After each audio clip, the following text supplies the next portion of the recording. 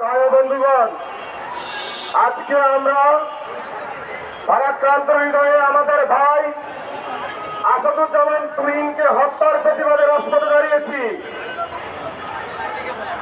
প্রিয় ভাই, আমি আপনাদেরকে বলতে চাই, আমাদের ভাই তুহিনকে হত্যা করা হয়েছে।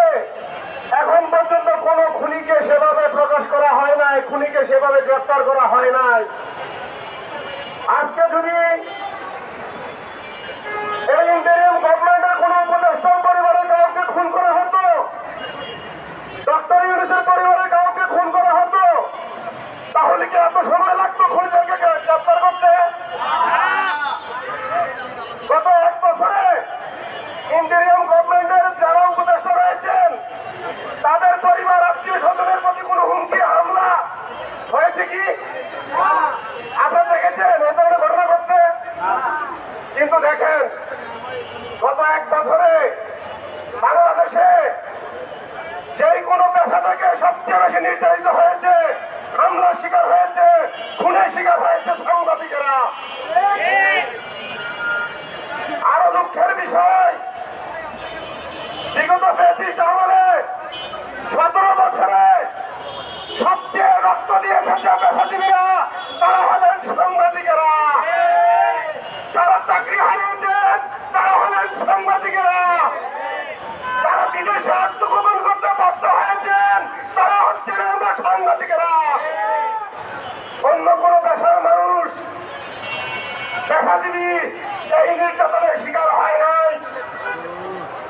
আরো দেখিয়ে দিতে চাই, জুলাই আন্দোলনে ছাত্র জনতার পরে সবচেয়ে বেশি জীবন দিয়েছে সাংবাদিকেরা। 6 জন সাংবাদিক শহীদ হয়েছে। অন্য কোন পেশার মানুষ এভাবে শহীদ হয়নি।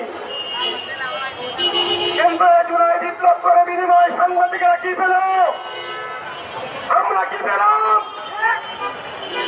আমরা পেলাম আমাদেরকে দিনে দুপুরে হত্যা করা হয়। আমরা আমাদের ভাইয়ের লাশ পেলাম, আমরা আমাদের সুরক্ষা পেলাম না।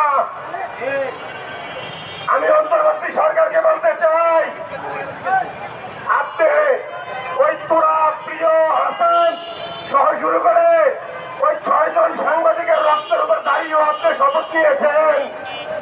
ওই উপদেষ্টারা আমাদের লাশের উপরে দিয়ে শপথ নিয়েছেন, রাষ্ট্রের সুবিধা দিচ্ছেন। আপনারা আজকে আমাদের সাথে বেইমানি করবেন না। আমাদের ভাই প্রিয় এবং ভাবের রক্তের সাথে বেইমানি করবেন না।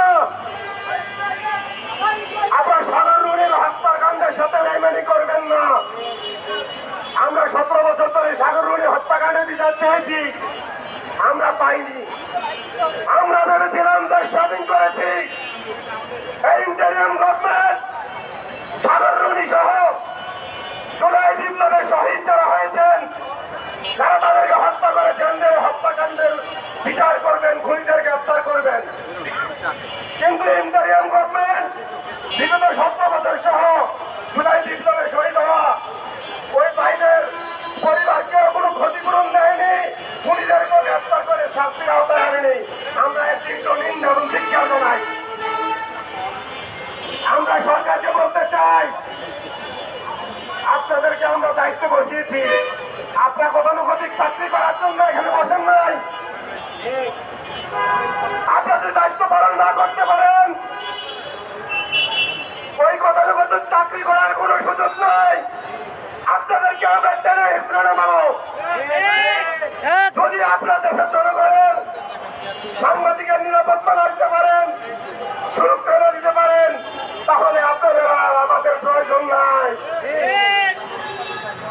আমরা আজকে আবার বলতে বাধ্য হয়েছি, সাগর রুনি মুক্ত, শেষ হয়নি যুদ্ধ। তোরা প্রিয় মুক্ত, শেষ হয়নি যুদ্ধ। আসাদ তোরা মুক্ত, শেষ হয়নি যুদ্ধ।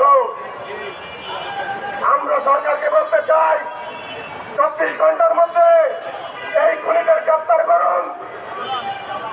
জুলাই আন্দোলনে যে 6 জন ভাইকে হত্যা করা হয়েছে আমাদের সাংবাদিক, ওই সমস্ত খুনিদের গ্রেপ্তার করুন, সাংবাদিকদের ফ্যামিলিকে ক্ষতিপূরণ দেন।